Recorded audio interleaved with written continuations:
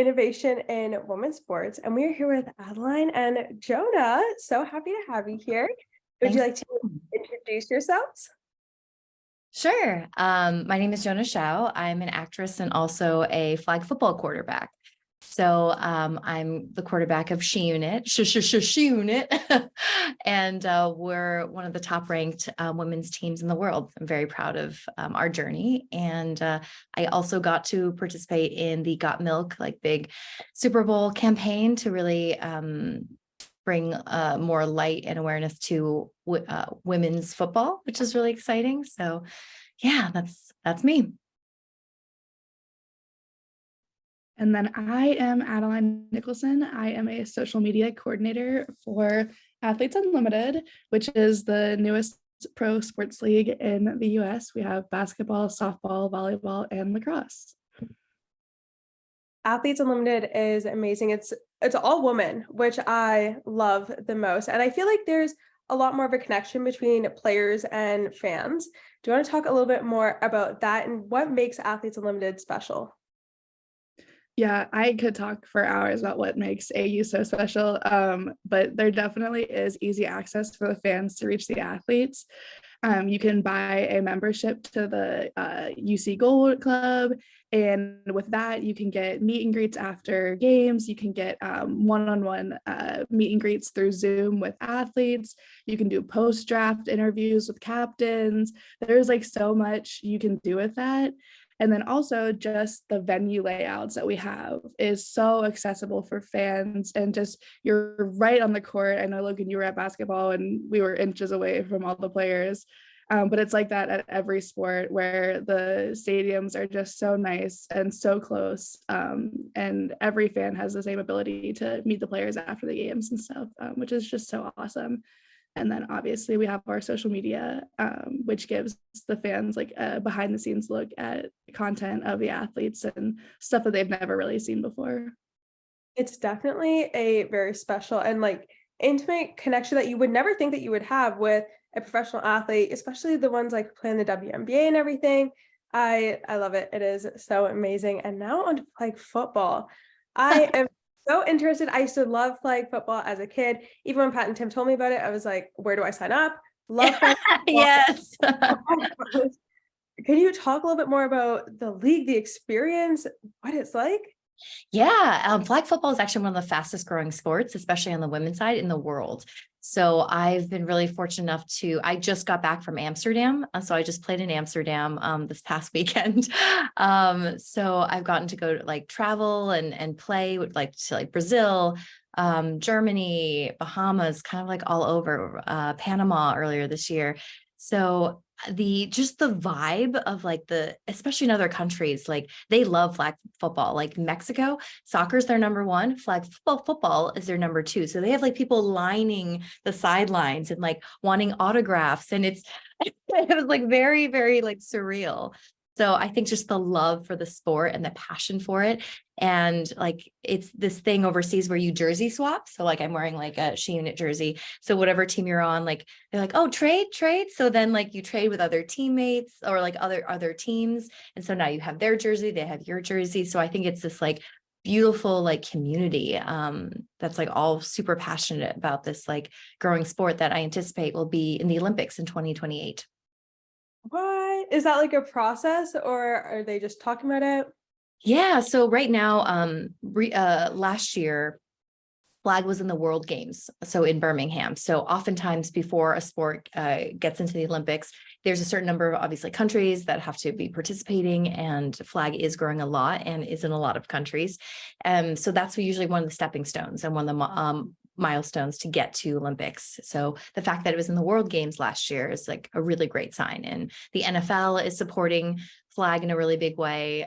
So yeah, it seems like that's the big push. And my guess is that will happen in 2028 Los Angeles Olympics. We will see flag football. That is so cool. And I love how it's another aspect of football. And that's something that Athletes Unlimited does really well, is there's a whole point system behind things. Can you explain the point system for those who don't know? Yeah, so the point system is different for every sport. So you can look at the points and say, oh, well, so and so has earned the most points overall out of any of the sports, but like they don't correlate. So for basketball, you get win points for quarters. For softball, you get win points for innings. And then each sport has their own point system that is made by the PEC and our tech team. And so they sit down and they run the numbers and they see, oh, well, if this is this many points, then this person would win. If this is this many points, then this person would win. And they did it with like some WNBA games before, which was really cool because it would show like, oh, well, if we played AU in the WNBA, then this person would have been the overall champion of the entire league for the entire year. And so it's super cool. And it also just makes it a little more competitive because like you're not only competing with the other teams, you're competing with your own teammates. And so you'll see people on the same team on the court together that are 1 and 2. And so not only are they playing together, but they're also competing against each other. And it just makes it even more competitive. That is so innovative, and I just love it. It goes so fast, but it's also constantly changing. And it's also a season where the WNBA player, well, WNBA isn't in season, but it provides an opportunity for players to not have to go overseas, and they have somewhere in the States to play, especially with people that they know as well. And it provides the opportunity to get seen. There's a lot of players who have had different opportunities come from the WNBA just from playing in Athletes Unlimited. And I'm going back to flag football now. When is the season and what is it like being a professional flag football player? So we don't really have like traditional seasons because it's like we play in different tournament circuits throughout the year. So it's like year long. Like I play throughout the year. Yes. So there's no really like downtime for me. And while like I would say we're not quite at the professional level right now, but there are like tournaments where there's cash prizes. And so we're heading more and more in that direction and towards flag football becoming a professional sport, which is really exciting. I remember playing a couple of years ago in a $200,000 game that I lost. So that was cool that there was like a pretty sizable cash prize for like a flag, like women's flag game, which was awesome. So we're seeing more like cash prizes right now in terms of like the payout for athletes. Nice. And Adeline, with Athletes Unlimited, what is the feedback that you've gotten from the athletes? What is their experience like? There is so much feedback, and I would say 90% of it is positive. They just say how they've grown so much closer to the fellow athletes in this short period of time because it is, anywhere from 40 to 65 female athletes living together, basically. They're living in the same area, same hotel or apartment complex, and they are spending every day together for 5-6 weeks straight. And so they get to know each other on such a deeper personal level than they have in previous seasons where they've been on different teams. And so we saw it a lot with the softball players that first came in, and they had all been on previous teams playing against each other in college and stuff like that. And through their first season, they were like, wow, we left with friends for life, people that I've played against for so many years, but didn't actually know them as a person. I just knew them as a competitor. And now they know each other. And then we saw it with the rest of the sports just following, where they just leave being friends. And we saw it even with W players last year who like weren't on the same team, had never played with each other, played against each other in college, played against each other in the W. And they showed up to AU and became inseparable friends. And so it's just so cool to see that these relationships that they form while there. And AU does facilitate some of that with different events that they host. So there's something that the PECs thought was really important. And each sport has a weekly meeting, and it's voluntary. So if you want to go, you can. And if you don't want to go, you don't have to. But they talk about things such as race, racial injustice, different things that they're passionate about, LGBTQ issues, and stuff like that, where they just go and they can have a free space to talk. In softball, it was called, I don't know, volleyball was called Closing the Block, basketball was called Out of Bounds, softball was called Players Suite, and lacrosse was something else, but they always come up with a fun little name for it. And they get like little snacks and hang out and they just chat, but they form so many relationships and hear stories from each other that they just have never heard before during these things. And then out of season, that all the athletes are invited to a once a month different thing called Athlete X or Athlete Plus. and they can learn different things like how to file taxes as a contractor, or different stuff like that. Like I did a portion on how to run your social media as an individual brand, and stuff like that. So we're always trying to get the athletes to get together and learn different skills and share their own experiences. So the athletes definitely leave closer as friends. Actually didn't know about that aspect, which I absolutely love. But one thing I always compare Athletes Unlimited to, especially after being there, is it's like a big summer camp. And everybody is together all the time. You have friends, you have people that you see all the time, maybe ones that you're not so close with, but then you're on a team, and then you're like, oh, wait, they're cool. Like, let me go hang out with them. And I love the atmosphere. And it seems so close knit. And watching you and how everybody else there worked, it seems like you're not only the relationships that you had with the athletes was a lot more closer, but the way that you were able to deliver on social media is a lot better because you know what to expect from each athlete. You know, if you're going to have like a question on the board, which ones are going to be the funny ones, which ones are going to have like good reactions. And that's something I really like. Is that something that you guys look out for, or has it just happened naturally? Well, we noticed it happened naturally first, and we saw that we got better content out of it. So then we could try to facilitate that same engagement with players season over season. And we just noticed that when the players are familiar and comfortable with us, that they open up a lot more. And so we try to go for the duration of the seasons and go for media days. And when players are meeting everybody else, we try to interject ourselves in there and meet them as well. And I would go up to every player and introduce myself and tell them what I was doing, and just gauging whether they'd be comfortable or not, you know, doing a TikTok or doing a dance. And there's some that Destiny Walker will come up to me and be like, video me, I want to do a TikTok dance. But then there's other players who maybe don't want to do the dance, but they'll answer a question or they'll do like something else.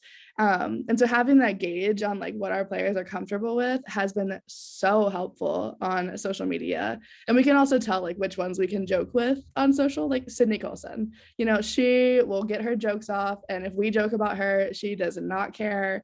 But then there are others that maybe we're a little bit more conservative with, and we only post their highlights and we're like just showing them off as a player.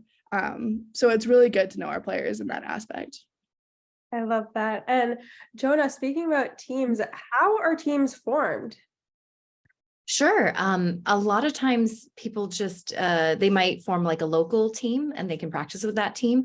That's how we started actually, is like first unit. I was on the East Coast for work, and there was like these, I played in a league where it was like 12 teams of 50 women on the roster.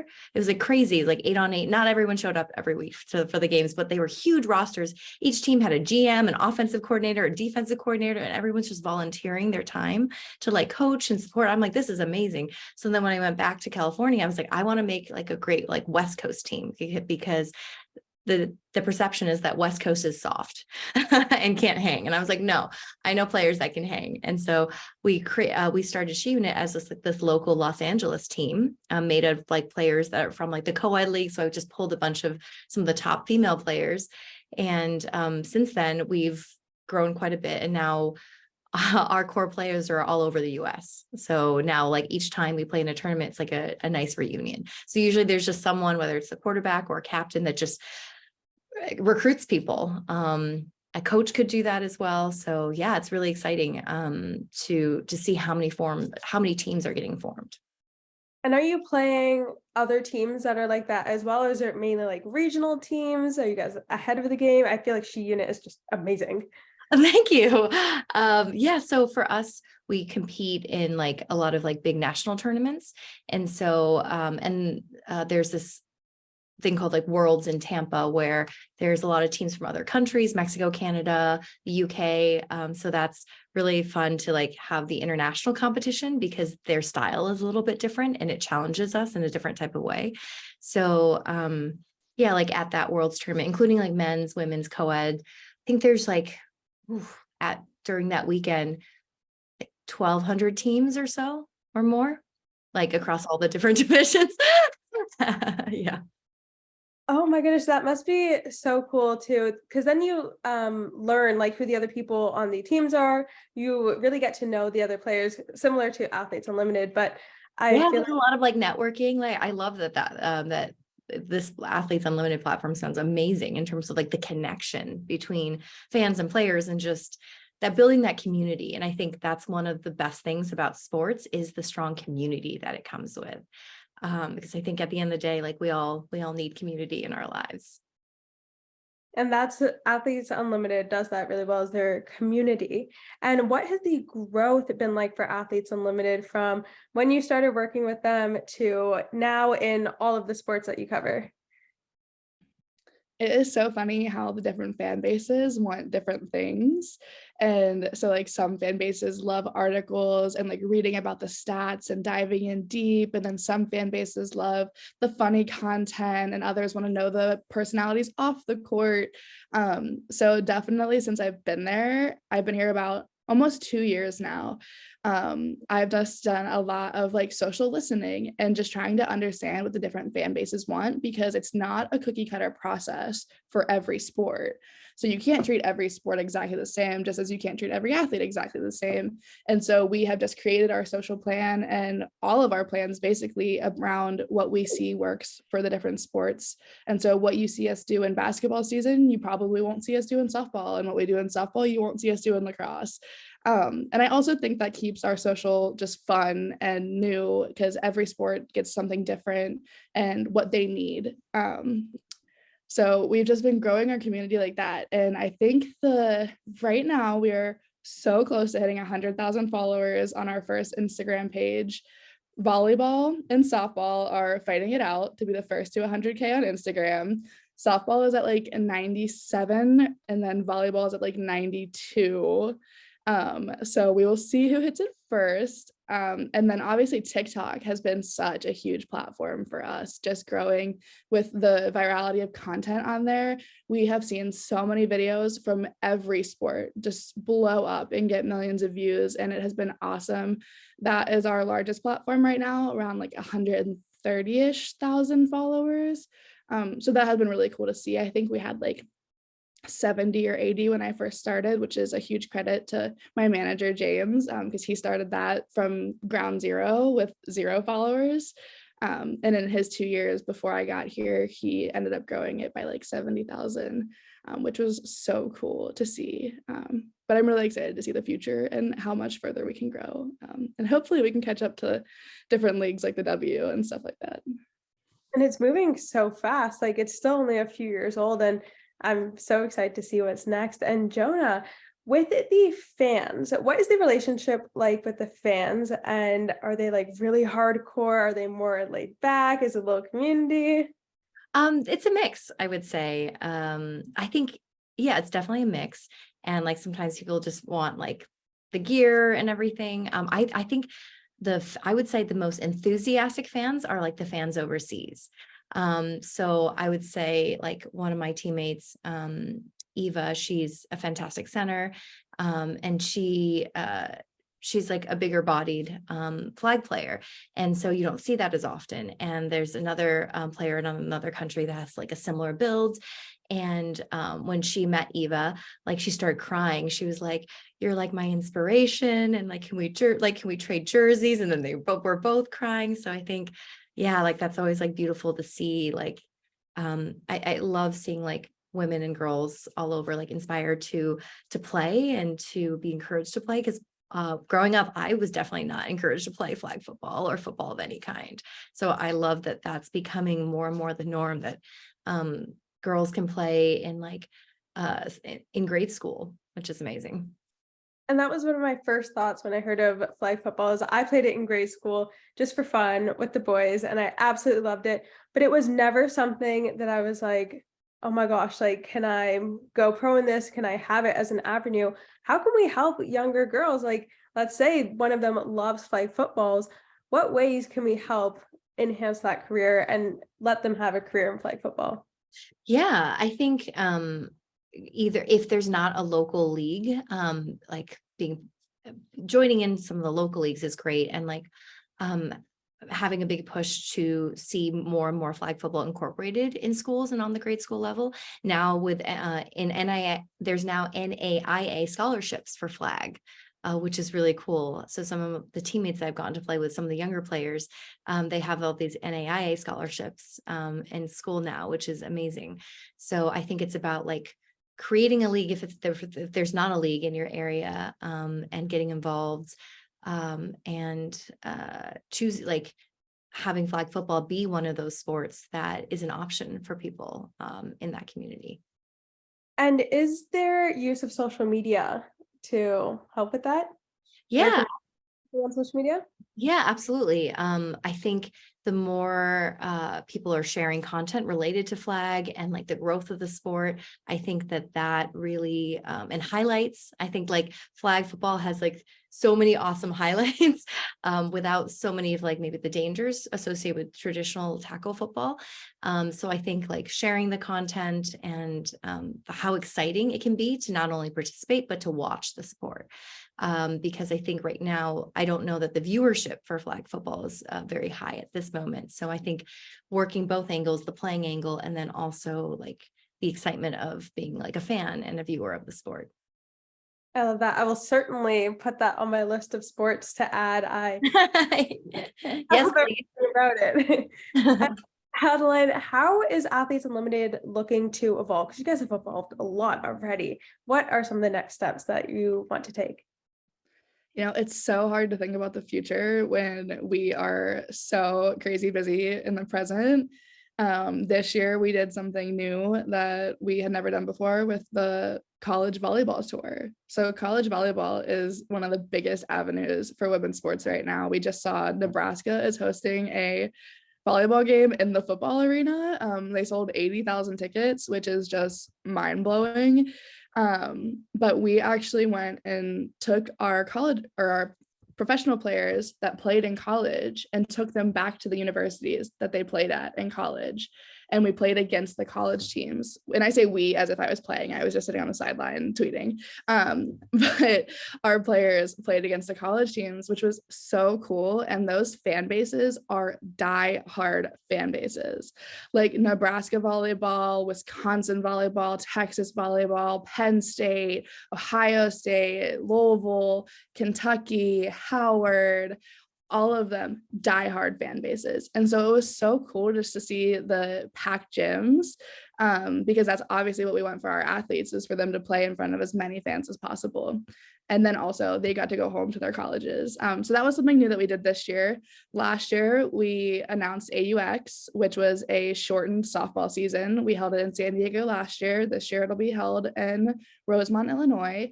And it's just like another avenue for players to come play more games and make more money, which was really cool. So I don't know what the next avenue to go down will be, but those were the two newest additions, were the volleyball college exhibition tour, which was extremely successful and so cool, and then the AUX softball, which was just so awesome. I love that. It's just so cool to see what keeps on happening. Like even with softball, like we saw that the softball season did well. So then you guys one up that. And it's like, okay, well, let's really make it do well now. And Jonah, in your opinion, what does the future of flag football look like, especially for women in flag football? Yeah. As I mentioned, I see us in the Olympics in 2028. And for the sport to like just explode like all over the world. It's already like growing quite a bit. And I see it in the future as just as popular as like soccer and volleyball and these other amazing sports, and a great option for athletes, young athletes growing up.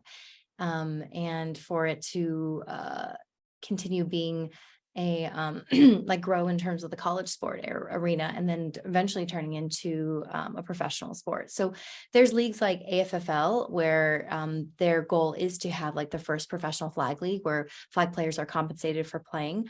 I think some of the timelines have been pushed back a little bit, but I think they're hopeful that they're going to start that process on the men's side maybe next year. So hopefully the women will soon follow. So that would be great to have like the first ever truly professional like flag league for adults. And is there disparities between the men's league and the women's league? Great question. There tends to just be more men's leagues offered usually higher cash prizes. So AFFL was interesting. They were the first ones that gave equal pay for the men and women in terms of their cash prize. So that game I lost, the $200,000 championship game, for the women, it was 200,000, and also the men was 200,000, even though there was a lot more participation from male teams. So they actually made more money on the men's side. But for them, I really appreciate that. It was very important that they gave the same amount to the women, which I thought was really cool. So we're seeing more of a trend in that direction. And that's an aspect with Athletes Unlimited as well, giving them, well, there's bonuses on top that you can earn. Do you want to explain the leaderboard bonuses? Absolutely. So the leaderboard is basically how you make money in the season. So you have your base salary, which is very similar across all players. And then the player that finishes number one gets the most of the prize pool. And then number two, and then number three. It's like a waterfall system. And it's so awesome because these players come in and they have no clue actually how much they're going to make in the end. And so they always say every moment counts, and it really does, because you could get more money by getting one more point than the person in front of you. And so that just makes it so competitive. And a really cool thing about AU is that they're a B Corp, actually. So they have a civil duty to help better the world. And so when a player wins that prize money, they match it and donate it to a cause that they chose. So it's like just a way that the players can play for something bigger than themselves. So the more win points they rack up, the more money they actually raise for a charity of their choice. And so we've seen a lot of players just raise boatloads of money for these charities that they choose to play for. And a lot of them have something to do with like something they're very passionate outside of sports. So that's just one way that the athletes can do something with like civil leadership outside of their sport, which is so cool. And even on the board, like when you watch Athletes Unlimited, it comes up with the athlete, the reason why they're playing for the foundation that they chose. And I think it's really impactful. And it also, as you said, gives like a little bit of more of a push to really help give to that charity. And I love that Athletes Unlimited does that. And Jonah, I don't think I asked, how did you get into flag football?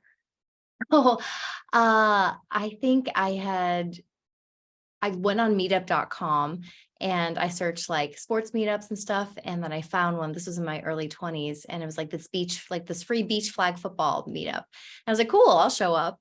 And I got there and I knew, okay, it's a confession, I never really watched football, like, at Super Bowls and stuff.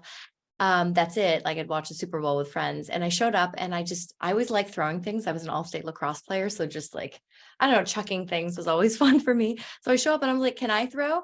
And like the women there had like never thrown before. It was like the female receivers and the male quarterbacks. And the guy running it, he was really open and supportive. He was like, sure. And my first huddle, like I didn't know the name of any routes. So it was like, you do this, you do this. This is actually how I met Tim, actually, was at like these type of like beach flag meetups. And then I was like, you go deep. And then a guy's huddle was a little immature. They're like, haha, she just told you to go deep, bro. I'm like, all right, guys, let's focus on football.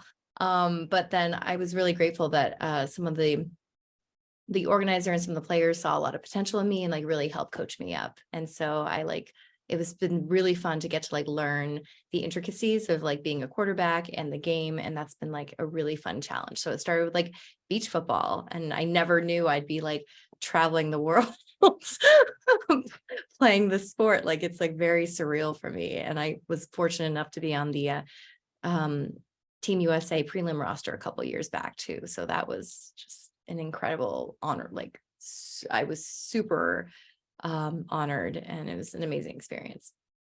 Are there different types of flag football? You mentioned beach. Is it just the two, or are there on every single surface?